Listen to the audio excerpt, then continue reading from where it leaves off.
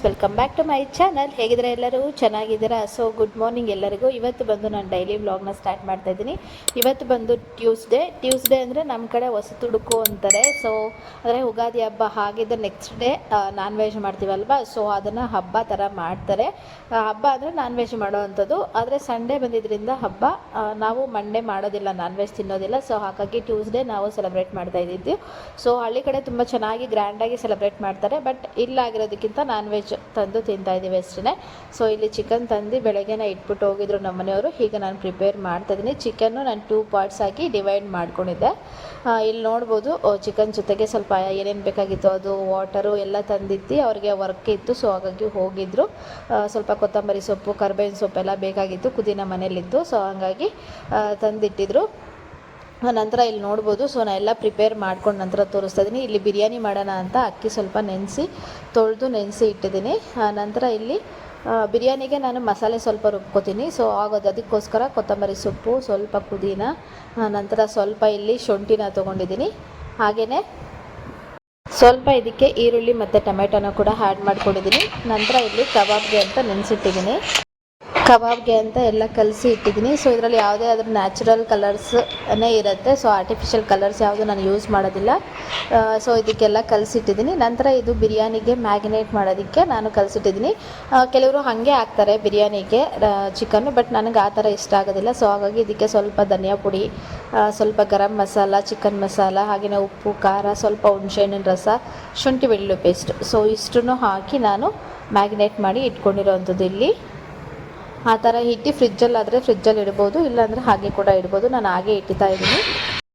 ಇಲ್ಲಿ ನಾನು ಈರುಳ್ಳಿ ಮತ್ತು ಟೊಮೆಟೊ ಕೂಡ ಕಟ್ ಮಾಡಿ ಇಟ್ಕೊಂಡಿದ್ದೀನಿ. ಹಾಗೆಯೇ ಸ್ವಲ್ಪ ಕರ್ಬೇವಿನ ಸೊಪ್ಪು, ಹಾಗೆಯೇ ಲಾಸ್ಟಲ್ಲಿ ಹಾಕೋದಕ್ಕೆ ಸ್ವಲ್ಪ ನಿಂಬೆಹಣ್ಣಿನ ರಸ ಸ್ವಲ್ಪ ತಗೊಂಡಿದ್ದೀನಿ ಅಷ್ಟೇ. ನೋಡ್ಬೋದು, ಇಲ್ಲಿ ಆಲ್ಮೋಸ್ಟ್ ಬಿರಿಯಾನಿ ಮತ್ತು ಕಬಾಬ್ ಮಾಡ್ಕೋತಾ ಇದ್ದೀನಿ. ಎಲ್ಲ ಕೂಡ ರೆಡಿ ಮಾಡಿ ಇಟ್ಟಿದ್ದೀನಿ. ಸೊ ಇದು ಮಾಡ್ತಾ ಇರೋದು ಬರೀ ನನಗೆ, ರಸ್ವಿನ್ಗೆ ಮಾತ್ರ. ಸೊ ಬೆಳಗ್ಗೆಗೆ ಮಧ್ಯಾಹ್ನಕ್ಕೆ ಅಂತ ಮಾಡ್ಕೋತಾ ಇರೋದು. ಇಲ್ಲಿ ನೋಡ್ಬೋದು, ಇಷ್ಟು ಮಾಡೋ ಅಷ್ಟರಲ್ಲಿ ಸಿಂಕಲ್ಲಿ ಎಷ್ಟು ಪಾತ್ರೆಗಳಿದ್ದಾವೆ ಅಂತ. ತುಂಬ ಕಷ್ಟ ಆಗುತ್ತೆ ಹೌಸ್ ವೈಫ್ ಲೈಫ್ ಅಂತ. ಕೆಲವ್ರು ಏನು ಅನ್ಕೋತಾರೆ ಅಂದರೆ ತುಂಬ ಈಸಿ ಅಂತ, ಅದು ಮಾಡೋರಿಗೆ ಮಾತ್ರ ಗೊತ್ತಿರುತ್ತೆ. ಇಲ್ಲಿ ನೋಡ್ಬೋದು, ಇವೆಲ್ಲ ಎತ್ತಿಡಬೇಕು, ಕಿಚನ್ ಕ್ಲೀನ್ ಮಾಡಬೇಕು, ಅಡುಗೆ ಮಾಡಬೇಕು, ಇಬ್ಬರು ಮಕ್ಕಳನ್ನ ನೋಡ್ಕೋಬೇಕು, ಅವ್ರಿಗೆ ಸ್ನಾನ ಮಾಡಿಸ್ಬೇಕು, ತಿನ್ನಿಸ್ಬೇಕು, ಮನೆ ಕೆಲಸ ಮಾಡಬೇಕು, ಹೊರಗಡೆ ಕೆಲವ್ರು ದುಡಿಯೋರು ಇರ್ತಾರೆ, ಹೊರಗಡೆ ಕೆಲಸ, ಇದೆಲ್ಲ ಮಾಡೋರು ತುಂಬ ಜನ ಇರ್ತಾರೆ. ಬಟ್ ಕೆಲವ್ರು ಏನಂತಾರೆ ಅಂದರೆ, ನಿಮ್ಮ ಮನೇಲಿ ಫಾರ್ ಎಕ್ಸಾಂಪಲ್ ಹೇಳ್ತೀನಿ, ಗಂಡನ ಯಾರಾದರೂ ಕೇಳಿಬಿಟ್ರೆ ನಿಮ್ಮ ವೈಫ್ ಏನು ಕೆಲಸ ಮಾಡ್ತಾಯಿದ್ದಾರೆ ಅಂತ, ಏನಿಲ್ಲ ಸುಮ್ಮನೆ ಮನೇಲಿದ್ದಾರೆ ಅಂತಾರೆ. ಇಲ್ಲ ಪೇರೆಂಟ್ಸ್ನ ಕೇಳ್ತಾಯಿದ್ರೆ ನಿಮ್ಮ ಮಗಳು ಏನು ಮಾಡ್ತಾಳೆ ಅಂದರೆ, ಏನಿಲ್ಲ ಸುಮ್ಮನೆ ಮನೇಲಿರ್ತಾರೆ. ಇಲ್ಲ ಮಕ್ಕಳು ಕೇಳಿದ್ರೆ ನಿಮ್ಮ ಅಮ್ಮ ಏನು ಕೆಲಸ ಮಾಡ್ತಾರೆ, ಏನಿಲ್ಲ ಸುಮ್ಮನೆ ಮನೇಲಿರ್ತಾರೆ. ಈ ಥರ ವರ್ಡ್ಸ್ ತುಂಬ ಯೂಸ್ ಮಾಡ್ತಾರೆ. ಸುಮ್ಮನೆ ಮನೇಲಿರ್ತಾರೆ ಅನ್ನೋದು ಹೇಳೋದಕ್ಕೆ ಈಸಿ, ಬಟ್ ಇದ್ದು ಮಾಡೋ ಕೆಲಸ ಇದೆಯಲ್ಲ ಅದು ತುಂಬಾ ಕಷ್ಟ. ಯಾಕಂದರೆ ಪ್ರತಿಯೊಂದು ಕೆಲಸನೂ 24/7 ಒಂದು ಹೌಸ್ ವೈಫೇ ಮಾಡಬೇಕಾಗಿರುತ್ತೆ. ಇವಾಗ ಹೊರಗಡೆ ಹೋಗಿ ಕೆಲಸ ಮಾಡ್ತೀವಿ ಅಂತಾರೆ, 8 ಅವರ್ಸ್ ಮಾತ್ರ ಇರುತ್ತೆ, ಸಂಡೇಸ್ ಲೀವ್ ಇರುತ್ತೆ, ಹಬ್ಬಗಳ ಟೈಮಲ್ಲಿ ಲೀವ್ ಇರುತ್ತೆ. ಆದರೆ ಹೌಸ್ ವೈಫು ಕೆಲಸ ಅನ್ನೋದು 24/7 ಇರುತ್ತಲ್ವ. ಸೊ ಅದೆಲ್ಲ ತುಂಬ ಕಷ್ಟ ಹ್ಯಾಂಡಲ್ ಮಾಡೋದು. ಸಾಕಪ್ಪ ಅನಿಸ್ಬಿಡುತ್ತೆ, ಒಂದೊಂದ್ಸಲಿ ಬ್ರೇಕ್ ಬೇಕು ಇದಕ್ಕೆಲ್ಲ ಅನಿಸುತ್ತೆ. ಆದರೆ ಬ್ರೇಕ್ ತೊಗೊಳಕ್ಕೆ ಆಗೋದೇ ಇಲ್ಲ. ಈಗ ಏನಾದರೂ ಕೆಲಸಕ್ಕೆ ಹೋಗ್ತಾಯಿದ್ದೀವಿ, ಬೇಕಾದ್ರೆ ನಮಗೆ ಹುಷಾರಿಲ್ಲ, ಇಲ್ಲ ಬ್ರೇಕ್ ಬೇಕು ಅಂದರೆ ಒಂದಿನ ಲೀವ್ ತೊಗೋಬೋದು. ಬಟ್ ಈ ಹೌಸ್ ವೈಫ್ ಲೈಫ್ಗೆ ಲೀವ್ ತೊಗೊಳಕ್ಕೆ ಆಗೋದಿಲ್ಲ. ಈ ಜಾಬ್ ಅನ್ನೋದು ತುಂಬ ಕಷ್ಟದಂಥ ಜಾಬು. ಏನಂತೀರಾ ನೀವು ಹೇಳಿ? ಓಕೆ, ಇಲ್ಲಿ ನೋಡ್ಬೋದು, ನಾನೇನು ಸ್ಪೆಷಲಾಗಿ ರೆಸಿಪಿ ಏನು ತೋರಿಸ್ತಾ ಇರಲಿಲ್ಲ. ಸೊ ಹಾಗಾಗಿ ವಾಯ್ಸ್ ಓವರ್ನ ಕೊಡ್ತಾಯಿದ್ದೀನಿ. ಇಲ್ಲಿ ಆಯಿಲ್ನ ಹಾಕ್ಕೊಂಡು ಮಸಾಲೆ ಐಟಮ್ಸ್ ಎಲ್ಲ ಹಾಕ್ಕೊಂಡೆ. ನಂತರ ಸ್ವಲ್ಪ ಕರಿಬೇವಿನ ಸೊಪ್ಪು, ಹಾಗೆಯೇ ಸ್ವಲ್ಪ ಈರುಳ್ಳಿನ ಹಾಕ್ಕೊಂಡೆ. ಇದಕ್ಕೆ ಹಸಿಮೆಣ್ಸಿನ್ಕಾಯಿ ಏನು ನಾನು ಎಕ್ಸ್ಟ್ರಾ ಹಾಕಿಲ್ಲ, ಯಾಕಂದರೆ ಆಲ್ರೆಡಿ ಇರೋ ಖಾರ ಸಾಕು ಅಂತ. ಮ್ಯಾಗ್ನೇಟ್ ಮಾಡಬೇಕಾದ್ರೆ ಸ್ವಲ್ಪ ಖಾರದ ಪುಡಿ ಹಾಕ್ತೀನಿ. ಈಗ ಲಾಸ್ಟಲ್ಲಿ ಒಂದ್ಸಲಿ ಖಾರದ ಪುಡಿ ಹಾಕ್ತೀನಲ್ವ, ಸೊ ಸಾಕಾಗುತ್ತೆ.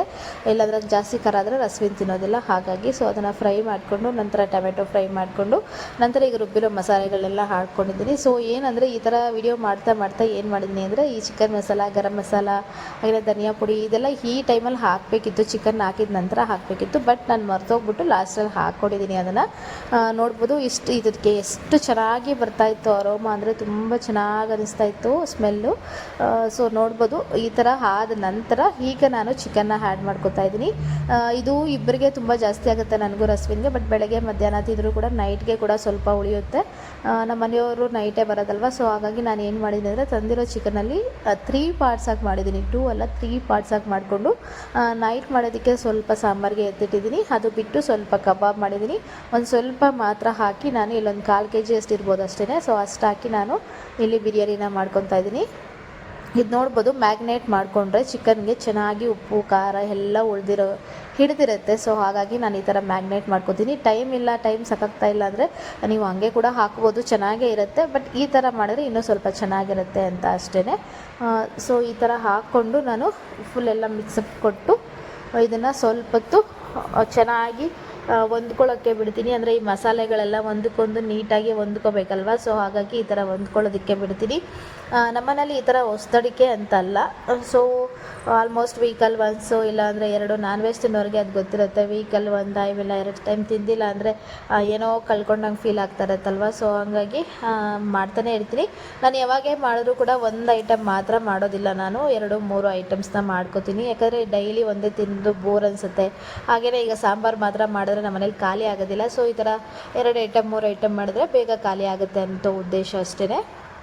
ಇಲ್ಲಿ ನೋಡ್ಬೋದು, ಈ ಥರ ಫ್ರೈ ಎಲ್ಲ ಆದ ನಂತರ ಇದನ್ನು ಒಂದು 5 ನಿಮಿಷ ಲಿಡ್ನ ಕ್ಲೋಸ್ ಮಾಡಿ ಬಿಟ್ಬಿಟ್ಟು ಆನಂತರ ಕುದಿ ಬರೋ ಟೈಮಲ್ಲಿ ಈ ಥರ ಅಕ್ಕಿನ ಹಾಕ್ಕೊಳ್ಳೋದು. ಕೆಲವರು ಏನು ಮಾಡ್ತಾರೆ ಅಂದರೆ ನೀರು ಕುದಿ ಬರಬೇಕಾದ್ರೆ ಅಕ್ಕಿನ ಹಾಕ್ಕೋತಾರೆ. ಕೆಲವರು ಈ ಥರ ಎಲ್ಲ ಮಿಕ್ಸ್ ಮಾಡಿ ನಂತರ ಅಕ್ಕಿ ಹಾಕ್ಕೋತಾರೆ. ನನಗೆ ಯಾವ ಥರ ಇಷ್ಟ ಆಗುತ್ತೋ ಆ ಥರ ಮಾಡ್ಕೋಬೋದು. ಬಟ್ ನಾನು ಇದೇ ಥರ ಮಾಡೋದು. ಸೊ ಈ ಥರ ಮಾಡಿದ್ರೆ ನನಗೆ ಹೇಳಿದ ಪ್ರಕಾರ ಚೆನ್ನಾಗಿ ಉದುರುದ್ರಾಗುತ್ತೆ ಅಂತ ಸೊ ಹಾಗಾಗಿ ನಾನು ಇಲ್ಲಿ ಅಕ್ಕಿ ಹಾಕಿ ನೀಟಾಗಿ ಬೆರೆಸ್ಬಿಟ್ಟು ಇದನ್ನು ಲಿಡ್ ಕ್ಲೋಸ್ ಮಾಡಿ ಒಂದು 2 ನಿಮಿಷ ಬಿಡ್ತೀನಿ. ನಾನು ಆಗಲೇ ಹೇಳಿದ್ನಲ್ವ. ಸೊ ಇದನ್ನು ಅಕ್ಕಿ ಹಾಕೋದಕ್ಕಿಂತ ಮುಂಚೆ ಸ್ವಲ್ಪ ಚಿಕನ್ ಮಸಾಲ, ಸ್ವಲ್ಪ ಗರಂ ಮಸಾಲ, ಬಿರಿಯಾನಿ ಮಸಾಲ ಹಾಕ್ಕೊಂಡ್ರೆ ಚೆನ್ನಾಗಿರುತ್ತೆ. ಹೊರಗಡೆ ತಂದಿದ್ರೆ ಹೊರಗಡೆದು ಹಾಕ್ಕೋಬೋದು, ಇಲ್ಲ ನಮ್ಮ ಮನೆಯಲ್ಲೇ ಪ್ರಿಪೇರ್ ಮಾಡ್ಕೊಂಡಿದ್ರೆ ಹಾಕ್ಕೋಬೋದು. ನನಗೆ ಮನೆಯಲ್ಲೆಲ್ಲ ಪ್ರಿಪೇರ್ ಮಾಡೋಕ್ಕೂ ಟೈಮ್ ಇರೋದಿಲ್ಲ, ನನಗೆ ಬರೋದು ಇಲ್ಲ. ಸೊ ಹಾಗಾಗಿ ನಾನು ಹೊರಗಡೆದೇ ಯೂಸ್ ಮಾಡ್ತೀನಿ. ಸುಳ್ಳೆಲ್ಲ ಹೇಳೋದಿಲ್ಲ, ನಾನು ಮನೆಯಲ್ಲೇ ಪ್ರಿಪೇರ್ ಮಾಡ್ಕೋತೀನಿ ಅಂತ. ಸೊ ಇರೋದನ್ನು ನಾನು ಹೇಳ್ತಾ ಇದ್ದೀನಿ. ಈ ಟೈಮಲ್ಲಿ ನಾನು ಹಾಕೋತಾ ಇದ್ದೀನಿ. ಇದನ್ನು ನೀವು ಮುಂಚೆನೇ ಹಾಕ್ಕೊಳ್ಳಿ ಚಿಕನ್ ಹಾಕಿದಾಗ. ಇದು ಬಿರಿಯಾನಿ ಮಸಾಲ ತುಂಬ ಇಷ್ಟ ಆಗುತ್ತೆ ನನಗೆ, ಹಚ್ಚಿದ್ದು ನಾನು ಯೂಸ್ ಮಾಡೋವಂಥದ್ದು. ಇದು ಗರಂ ಮಸಾಲ ಮತ್ತು ಒಂದು ಚಿಕನ್ ಮಸಾಲಾನ ಯೂಸ್ ಮಾಡಿ ಚೆನ್ನಾಗಿ ಮಿಕ್ಸ್ ಮಾಡಿದ ನಂತರ ಇದೂ ಅಷ್ಟೇ ಒಂಚೂರು ಕುದಿ ಬಂದಮೇಲೆ ವಾಟರ್ನ ಹಾಕ್ಕೊಳ್ತಾ ಇದ್ದೀನಿ. ವಾಟರ್ ಕ್ವಾಂಟಿಟಿ ನಾನು ಅಷ್ಟೇ ಹಾಕಬೇಕು 1 ಕಪ್ 2 ಕಪ್ ಆ ಥರ ಏನೂ ಅಳತೆ ಇಟ್ಕೊಳ್ಳೋದಿಲ್ಲ. ನನಗೆ ಒಂದು ಅಂದಾಜು ಗೊತ್ತಾಗುತ್ತಲ್ವ ಡೈಲಿ ಅಡುಗೆ ಮಾಡೋರಿಗೆ. ಸೊ ಇಷ್ಟ ಆದರೆ ಓಕೆ ಅಂತ ಅನಿಸುತ್ತಲ್ವ. ಸೊ ಅಷ್ಟು ನಾನು ಕರೆಕ್ಟಾಗಿ ನೋಡಿ ಹಾಕ್ಕೋತೀನಿ. ಹಾಕ್ಕೊಂಡು ಸ್ವಲ್ಪ ಉಪ್ಪು ಹಾಕ್ಕೊಂಡಿದ್ದೀನಿ. ಉಪ್ಪು ಸ್ವಲ್ಪ ನೋಡಿ ಹಾಕ್ಕೋಬೇಕು. ಮ್ಯಾಗ್ನೇಟ್ ಮಾಡಬೇಕಾದ್ರೆ ಸ್ವಲ್ಪ ಹಾಕಿರ್ತೀವಿ, ನಂತರ ಚಿಕನ್ಗೆ ಸ್ವಲ್ಪ ಮಸಾಲೆಗೆ ಈರುಳ್ಳಿ ಬೇಯಬೇಕಾದ್ರೆ ಸ್ವಲ್ಪ ಹಾಕಿರ್ತೀವಲ್ಲ. ಸೊ ಹಾಗಾಗಿ ನೋಡಿಕೊಂಡು ಉಪ್ಪು ಹಾಕ್ಕೊಂಡು ಸ್ವಲ್ಪ ಮೇಲೆ ಎಣ್ಣೆ ತುಪ್ಪ ಹಾಕ್ಕೊಂಡು ನಾನು ಕುಕ್ಕರ್ನ ಕ್ಲೋಸ್ ಮಾಡಿ 1 ವಿಸಿಲ್ನ ಹಾಕ್ಸ್ಕೊಂಡಿದ್ದೀನಿ. 1 ವಿಸಿಲ್ ಹಾಕಿ ತಣ್ಣಗಾದ ನಂತರ ನಾನು ನಿಮಗೆ ಎಲ್ಲಿ ತೋರಿಸ್ತಾ ಇರೋದು ನೋಡ್ಬೋದು ಚಿಕನ್ ಹೆಂಗಾಗಿದೆ ಅಂತ. ಚಿಕನ್ ಬಿರಿಯಾನಿ ನಾನು ತುಂಬ ಎಕ್ಸ್ಪರ್ಟ್ ಅಂತ ಹೇಳೋದಿಲ್ಲ. ಸೊ ನನಗೆ ಬಂದಿದ್ದ ಮಟ್ಟಿಗೆ ನಾನು ನಿಮಗೆ ತೋರಿಸ್ತೀನಿ. ಚಿಕನ್ ಟೇಸ್ಟ್ ಅಂತೂ ಬಿರಿಯಾನಿ ಟೇಸ್ಟ್ ಅಂತೂ ತುಂಬಾ ಚೆನ್ನಾಗಿ ಬಂದಿತ್ತು. ಚಿಕನ್ ಎಲ್ಲ ಚೆನ್ನಾಗಿ ಬೆಂದಿತ್ತು, ತುಂಬ ಚೆನ್ನಾಗಿತ್ತು. ನಮ್ಮಿಬ್ಬರಿಗೆ ಕ್ವಾಂಟಿಟಿ ಸ್ವಲ್ಪ ಜಾಸ್ತಿ ಆಯಿತು ಅಂತ ಅನ್ನಿಸ್ತು. ಸೊ ಬಿರಿಯಾನಿ ಅಲ್ವಾ, ಖಾಲಿ ಆಗಿಬಿಡುತ್ತೆ, ಇಲ್ಲ ನೈಟ್ಗೂ ಕೂಡ ಆಗುತ್ತೆ ಅಂತ ನಾನಿಲ್ಲಿ ಪ್ರಿಪೇರ್ ಮಾಡ್ಕೊಂಡಿರೋವಂಥದ್ದು. ನಿಮಗೆ ಯಾರಿಗೆಲ್ಲ ಬಿರಿಯಾನಿ, ನನಗಂತೂ ಬಿರಿಯಾನಿ ಸಖತ್ ಇಷ್ಟ. ನನಗೆ ಯಾವಾಗ ಬಿರಿಯಾನಿ ನೆನೆಸ್ಕೊಂಡ್ರೆ ಆವಾಗ ಬಿರಿಯಾನಿ ತಿನ್ನಬೇಕು. ಇನ್ ಕೇಸ್ ನಾನು ಇನ್ಸ್ಟೆಂಟಾಗಿ ಪ್ರಿಪೇರ್ ಮಾಡ್ಕೊಳಕ್ಕಾಗಿಲ್ಲ ಅಂದರೂ ಕೂಡ ಹೊರಗಡೆ ಆದರೂ ಆರ್ಡರ್ ಮಾಡಿ ಸರಿ ತಿನ್ನಬೇಕಂದ್ರೆ ತಿನ್ನಬೇಕು. ಸೊ ಆ ಥರ ನಾನು ಒಂಥರ ಬಿರಿಯಾನಿ ಲವರ್. ಸೊ ಇಷ್ಟು ಬಿರಿಯಾನಿ ಆದ ನಂತರ ಇಲ್ಲಿ ವಾಷಿಂಗ್ ಮಿಷಿನ್ಗೆ ಬಟ್ಟೆ ಹಾಕಬೇಕಿತ್ತು.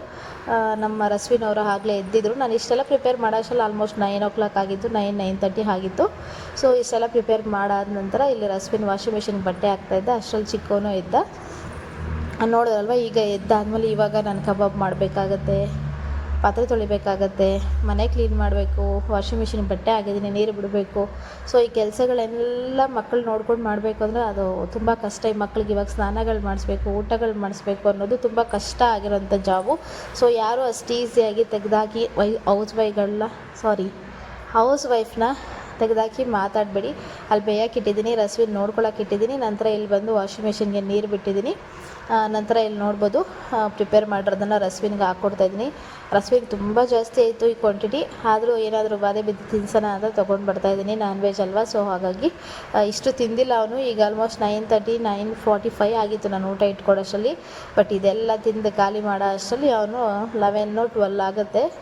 ಸೊ ಹಾಗಾಗಿ ಕೆಳಗಡೆ ಕೂತ್ಕೊಂಡು ತಿನ್ನು ಅಂತ ಹೇಳಿ ಕೊಟ್ಟಿದ್ದೀನಿ. ರಶ್ವಿನ್ ಅವರು ತಿಂದ್ಬಿಟ್ಟು ಹೇಳ್ತಾರೆ ಹೆಂಗಿದೆ ಅಂತ. ಅವ್ನಿಗೇನಂದರೆ ಫಸ್ಟು ಇನ್ಫ್ಯಾಕ್ಟ್ ಹೇಳ್ಬೇಕಾದ್ರೆ ಫಸ್ಟ್ ನಾನ್ ವೆಜ್ ಚೆನ್ನಾಗಿ ತಿಂತಾಯಿದ್ದ, ಮತ್ತು ತಿನ್ನೋದೇ ಬಿಟ್ಬಿಟ್ಟಿದ್ದ. ಅದೇ ಈ ಚಂದ್ರು ಅವ್ರದ್ದು ಯಾವಾಗ ಬೆಳ್ಳುಳ್ಳಿ ಕಬಾಬ್ ಫೇಮಸ್ ಆಯಿತು, ಸೊ ಆವತ್ತಿಂದ ಬೆಳ್ಳುಳ್ಳಿ ಕಬಾಬ್ ಮಾಡಿಕೊಡು ಅಂತ. ಸೊ ಕಬಾಬ್ನ ತಿಂದಾನೆ ಅವನು. ಇಲ್ಲಿ ನೋಡ್ಬೋದು ಚಿಕನ್ಗೆ ಆಲ್ರೆಡಿ ಸರಿ ಮಾಡಿ ತಿನ್ನಿಸಿ ಸ್ನಾನ ಮಾಡಿಸಿ ಇವಾಗ ಕರ್ಕೊಬಂದಿದ್ದೀನಿ. ಸ್ನಾನ ಮಾಡಿಸಿ ರೆಡಿ ಮಾಡಿ ಬಟ್ಟೆ ಕೂಡ ಹಾಕಿದ್ದೀನಿ. ಈ ಹಲ್ಲು ಬರೋ ಟೈಮಲ್ಲಿ ಏನಾಗುತ್ತೆ ಅಂದರೆ ಮಕ್ಕಳಿಗೆ ಸಿಕ್ಕಿದ್ದೆಲ್ಲ ಬಾಯಿಗೆ ಹಾಕ್ಕೋತಾ ಇರ್ತಾರೆ, ಯಾಕಂದರೆ ಹಲ್ಲು ಅದು ನವೆ ಇರುತ್ತಲ್ವ, ಸೊ ಹಾಗಾಗಿ ಸಿಕ್ಕಿದ್ದೆಲ್ಲ ಬಾಯಿಗೆ ಹಾಕ್ಕೋತಾ ಇದ್ದ. ಇವನಿಗೆ ಇವಾಗ ಆಲ್ಮೋಸ್ಟ್ ಇಷ್ಟು ಕೆಲಸ ಮುಗೋ ಅಷ್ಟರಲ್ಲಿ 12 ಆಯಿತು. ಸೊ ಇನ್ನೂ ಊಟ ಮಾಡಿಲ್ಲ ನಾನು. ಇವನ್ನ ನಿದ್ದೆ ಮಾಡಿಸಿ ಆಮೇಲೆ ನಾನು ಊಟ ಮಾಡಬೇಕು. ನೋಡ್ಬೋದು ಈಗ ಫೈನಲಿ ನಿದ್ದೆ ಕೂಡ ಮಾಡಿಸಿ ನಾನು ಊಟ ಮಾಡಿದೆ. ಊಟ ಮಾಡಿ ಒಂದು 10 ನಿಮಿಷ ಕೂತಿದ್ದು. ಇವಾಗ ಸ್ವಲ್ಪ ಜ್ಯೂಸ್ ಕುಡಿಬೇಕು ಅಂತ ಅನಿಸ್ತಿತ್ತು, ಸೊ ಹಾಗಾಗಿ ನಾನು ಇಲ್ಲಿ ಜ್ಯೂಸನ್ನ ತೊಗೋತಾ ಇದ್ದೀನಿ. ಜ್ಯೂಸ್ ಅಂದರೆ ಏನಿಲ್ಲ, ಸ್ಪ್ರೈಟ್ ಇದು. ಸೊ ನಾನ್ ವೆಜ್ ತಿಂದಾಗ ಸ್ಪ್ರೈಟ್ ಕುಡಿದ್ರೆ ಚೆನ್ನಾಗಿರುತ್ತೆ ಅನಿಸುತ್ತೆ, ಸ್ಪ್ರೈಟ್ ಹಾಗೆಯೇ 7up. ಸೊ ಹಾಗಾಗಿ ನಾನಿಲ್ಲಿ ಸ್ಪ್ರೈಟ್ನ ತರಿಸಿದೆ. ನನಗೆ ಇಷ್ಟ ಆಗುತ್ತೆ ಸ್ಪ್ರೈಟ್ ಕುಡಿಯೋದು, ಸೊ ಹಾಗಾಗಿ ಸ್ವಲ್ಪ ಚಿಲ್ಲಾಗೇ ಇತ್ತು. ಚೆನ್ನಾಗಿ ಅನಿಸುತ್ತೆ ಸ್ಪ್ರೈಟ್ ಕುಡಿಯೋಕ್ಕೆ. ನಾನು ಸ್ಪ್ರೈಟ್ನ ತೊಗೊಂಡು ಕುಡಿಬೇಕಾದ್ರೆ ರಸ್ವಿನ್ ನನಗೂ ಏನಾದರೂ ಕೊಡು ಅಂತ ಕೇಳ್ತಿದ್ದ. ಹಾಗಾಗಿ ಮನೇಲಿ ಏನಿದೆ ಅದನ್ನು ಕೊಡೋಣ ಅಂತ ನೋಡಿದೆ. ಐಸ್ ಕ್ರೀಮ್ ಇತ್ತು, ಚಿಕನ್ ತಿಂದಮೇಲೆ ಐಸ್ ಕ್ರೀಮ್ ಬೇಡ ಅಂದರೂ ಅವ್ನು ಕೇಳಿಲ್ಲ. ಓಕೆ ನೋಡೋಣ ಅಂತ ಕೊಟ್ಟೆ. ಸೊ 2 ಫ್ಲೇವರ್ ಇತ್ತು ಇದು. ಸೊ 2 ಫ್ಲೇವರಲ್ಲಿ ಯಾವ್ದು ಬೇಕೋ ಅದು ನಾನೇ ತೊಗೊಂಡು ಬಂದಿದ್ದಕ್ಕೆ. ಸೊ ನನಗೊಂದು ನಿನಗೊಂದು ಅಂತ ಹೇಳಿ, ಇಲ್ಲಾಂದರೆ 2 ತಿನ್ನಬೇಕು ಅಂತಾನೆ ಅಂತ ಯಾವುದಾದ್ರು ಒಂದು ಕೊಡೋಣ ಅಂತೇಳಿ ಅವನಿಗೊಂದು ನನಗೊಂದು ಅಂತ ಹೇಳಿ ಕೊಟ್ಟು ತೊಗೋತಾ ಇದ್ದೀನಿ. ಅವನು ಪಿಸ್ತಾ ಕ್ಲೋನ್ದು ತೊಗೊಂಡಿದ್ದಾನೆ. ಸೊ ಇದು ನಾನು ಮತ್ತೆ ತಿಂತೀನಿ ಬಟರ್ ಸ್ಕಾಚ್ ಅಂತ ಹೇಳಿ ವಾಪಸ್ ಬರ್ತಾ ಇದ್ದೀನಿ ಅಷ್ಟೇ. ಮತ್ತೆ ಈವ್ನಿಂಗು ಮತ್ತೆ ರಿಮೈನಿಂಗ್ ಚಿಕನ್ ಎಲ್ಲ ಸಾಂಬಾರು ಮಾಡಿಕೊಂಡು ಡಿನ್ನರ್ನ ಮಾಡಿಕೊಂಡೆ. ಇಷ್ಟು ಇವತ್ತಿನ ವೀಡಿಯೋ. ನಾನು ಮತ್ತೆ ಮುಂದೆ ಸಿಗ್ತೀನಿ. ಅಲ್ಲಿವರೆಗೂ ಟೇಕ್ ಕೇರ್, ಬಾಯ್, ನಮಸ್ಕಾರ. ನಿಮ್ಗೆ ಏನಾದರೂ ಈ ಬ್ಲಾಗ್ ಇಷ್ಟ ಆದರೆ ಪ್ಲೀಸ್ ಲೈಕ್ ಮಾಡಿ. ಹಾಗೆ ನನ್ನ ಚಾನಲ್ಗೆ ಯಾರು ಸಬ್ಸ್ಕ್ರೈಬ್ ಮಾಡದೆ ನೋಡ್ತಾ ಇದ್ದರೆ ಪ್ಲೀಸ್ ಸಬ್ಸ್ಕ್ರೈಬ್ ಮಾಡಿಕೊಂಡು ಪಕ್ಕದಲ್ಲಿ ಕಾಣಿಸೋ ಬೆಲ್ ಬಟನ್ನ ಕ್ಲಿಕ್ ಮಾಡಿ, ಹಾಲಂತ ಸೆಲೆಕ್ಟ್ ಮಾಡಿ. ಹಾಗೆ ನಾನು ಯಾವುದೇ ವೀಡಿಯೋ ಹಾಕಿದ್ರೂ ಕೂಡ ಫಸ್ಟ್ ನೋಟಿಫಿಕೇಷನ್ ನಿಮಗೆ ಬರುತ್ತೆ. Thanks for watching.